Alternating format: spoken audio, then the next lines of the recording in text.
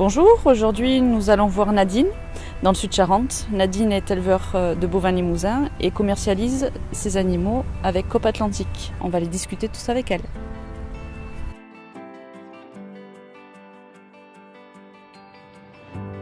Je me suis installée en 2004 lorsque ma mère a pris sa retraite. Mes parents avaient une 25 vaches. Je me suis relevé les manches et en 4-5 ans, je suis passée à plus de 100 vaches. Et les prix des animaux étaient désespérément bas. Avec des vaches à 4 € ou 4,30 €, j'avais décidé à Noël de casser le troupeau. Ce qui m'a freinée dans ma descente, c'est la rencontre avec Sébastien Blanchard et le contrat qui a été fait avec la Chambre d'agriculture, avec Coop Atlantique. Alors il y a un cahier des charges, donc tout correspondait. Les points positifs, c'est effectivement de travailler avec des gens qui sont intéressants, qui ont le souci de vouloir travailler en local. Et quand vous avez des animaux vendus 4,30 € et qu'on vous les propose à 5 €, le calcul il est vite fait.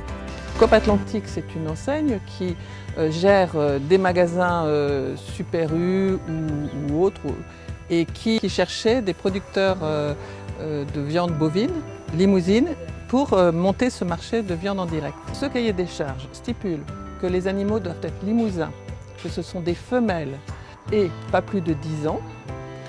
Et l'idée de Coop Atlantique, c'est de faire maturer les animaux.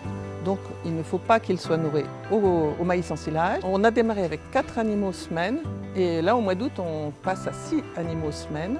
Le but c'est d'atteindre peut-être 10 à 12 animaux semaine.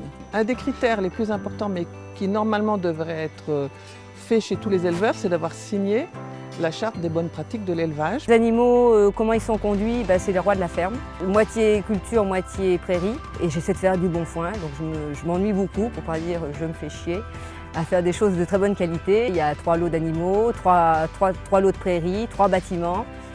Ces dames sont aujourd'hui jusqu'à 2-3 heures quand il fait très chaud dans les bâtiments.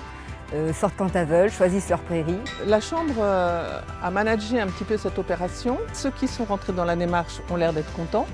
Et j'espère qu'ils vont parler avec leurs voisins et tout ça pour leur dire qu'il y a une porte ouverte. Il faudrait bien que l'association monte à 50 éleveurs. Je leur souhaite, les agriculteurs charentais, de saisir cette opportunité. Il faut des gens qui aient la niaque pour avoir envie de se bouger pour d'autres personnes et qu'on en profite vraiment de façon pleinement positive, quoi. On n'a pas de contraintes, si ce n'est ce cahier des charges qui n'est pas si restrictif que ça. Je suis très, très reconnaissante de ce travail-là. Si déjà on peut maîtriser le prix, ce que nous offre cette démarche-là, on est un peu plus serein.